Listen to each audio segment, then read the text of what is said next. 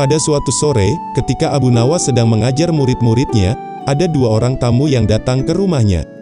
Di mana, yang seorang adalah wanita tua penjual kopi, sedang yang satunya lagi adalah seorang pemuda berkebangsaan Mesir. Kemudian wanita tua itu berkata beberapa patah kata, lalu dilanjutkan oleh pemuda Mesir itu. Setelah mendengar pengaduan mereka, Abu Nawas menyuruh murid-muridnya untuk menutup kitab mereka. "Wahai murid-muridku, sekarang kalian pulanglah. Jangan lupa ajak teman-teman kalian datang kepadaku pada malam hari ini sambil membawa cangkul, kapak dan martil serta batu." Perintah Abu Nawas kepada murid-muridnya. Mendengar perintah gurunya, murid-murid Abu Nawas merasa sangat heran. Namun mereka begitu patuh kepada Abu Nawas dan mereka merasa yakin gurunya selalu membuat kejutan dan berada di pihak yang benar. Kemudian pada malam harinya, mereka pun datang ke rumah Abu Nawas dengan membawa peralatan yang telah diminta oleh Abu Nawas. "Hai kalian semua, pergilah malam hari ini untuk merusak rumah Tuan Kodi yang baru saja jadi. Jika ada yang berusaha mencegah kalian, janganlah kalian pedulikan, terus hancurkan saja rumah Tuan Kodi yang baru itu. Jika ada yang bertanya kepada kalian, katakan saja aku yang menyuruhnya. Dan barang siapa yang hendak melempari kalian, maka pukullah mereka, dan lemparilah mereka dengan batu yang kalian bawa." Perintah Abu Nawas kepada murid-muridnya. Mendengar perintah dari Abu Nawas, mereka begitu terkejut. Namun Abu Nawas berusaha untuk meyakinkan murid-muridnya. Setelah berhasil meyakinkan murid-muridnya, mereka segera bergerak menuju rumah Tuan Kodi, sambil berteriak-teriak bagaikan demonstran.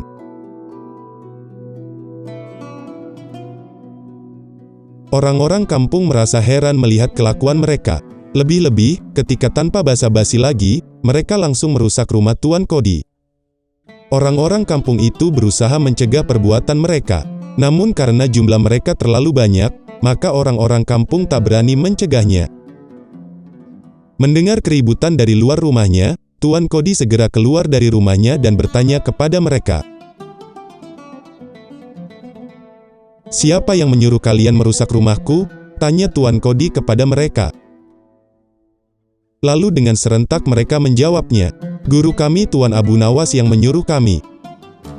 Setelah menjawab pertanyaan Tuan Kodi, mereka bukannya berhenti.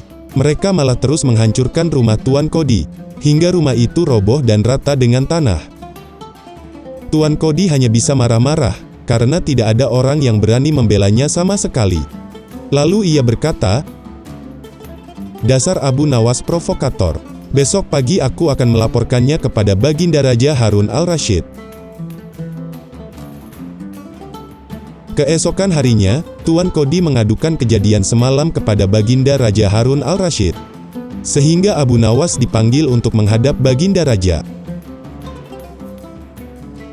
"Hai Abu Nawas, apa sebabnya sehingga kau merusak rumah Tuan Kodi?" tanya Baginda Raja kepada Abu Nawas. Kemudian Abu Nawas menjawabnya dengan santai. "Wahai tuanku, sebabnya ialah, pada suatu malam hamba bermimpi bahwasanya Tuan Kodi menyuruh hamba merusak rumahnya, sebab rumah itu tidak cocok baginya, dan dia menginginkan rumah yang lebih bagus lagi. Karena mimpi di malam itu, maka hamba segera merusak rumahnya." Setelah mendengar penjelasan dari Abu Nawas, lalu Baginda Raja berkata, "Hai Abu Nawas, apakah hanya karena mimpi, sebuah perintah harus dilakukan? Hukum dari negeri manakah yang kau pakai itu?" Kemudian dengan sangat tenang, Abu Nawas menjawabnya, "Wahai tuanku yang mulia, hamba juga memakai hukum Tuan Kodi yang baru-baru ini dia lakukan." Mendengar perkataan yang dilontarkan oleh Abu Nawas, seketika wajah Tuan Kodi menjadi pucat pasi. Bahkan ia terdiam 1000 bahasa. "Hai Tuan Kodi, benarkah kau mempunyai hukum seperti itu?" tanya Baginda Raja kepada Tuan Kodi. Tuan Kodi tiada bisa menjawab. Wajahnya nampak begitu pucat, dan tubuhnya gemetaran karena takut. "Hai Abu Nawas, janganlah membuatku pusing. Coba jelaskan kepadaku sekarang juga. "Kenapa bisa ada peristiwa seperti ini?" kata Baginda Raja. "Jadi begini tuanku yang mulia, beberapa hari yang lalu, ada seorang pemuda Mesir datang ke negeri Baghdad ini untuk berdagang sambil membawa harta yang banyak sekali. Pada suatu malam, ia bermimpi menikah dengan anak Tuan Kodi dengan mahar yang sangat besar. Padahal Tuan Kodi tahu, itu hanyalah sebuah mimpi. Tetapi Tuan Kodi yang mendengar kabar itu, langsung mendatangi si pemuda Mesir tadi, dan meminta mahar untuk anaknya. Tentu saja pemuda Mesir itu tak mau membayar mahar hanya karena sebuah mimpi. Tetapi Tuan Kodi tetap merampas semua harta benda milik pemuda Mesir itu. Sehingga pemuda itu terpaksa menjadi seorang gelandangan, dan akhirnya ditolong oleh wanita tua penjual kopi. Baginda sangat terkejut setelah mendengar penuturan Abu Nawas. Tetapi Baginda Raja masih belum percaya 100%. Maka ia memerintahkan Abu Nawas agar memanggil si pemuda Mesir itu.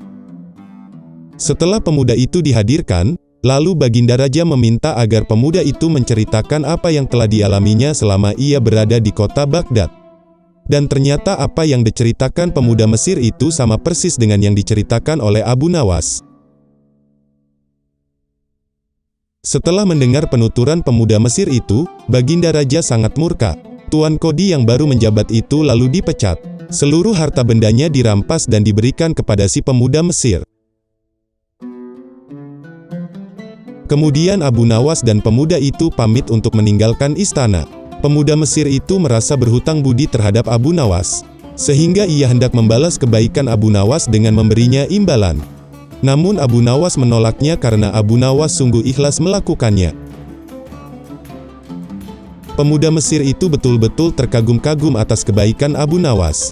Sehingga, ketika ia kembali ke negeri Mesir, ia menceritakan tentang kehebatan Abu Nawas kepada penduduk Mesir. Sehingga nama Abu Nawas menjadi sangat terkenal di sana.